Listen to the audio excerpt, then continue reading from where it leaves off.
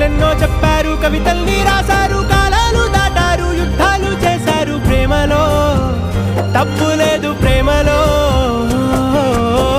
వేల వేల వెన్నెలంత నీదవాలి వెలుగునంత మోయమంటే నేను ఎంత రే.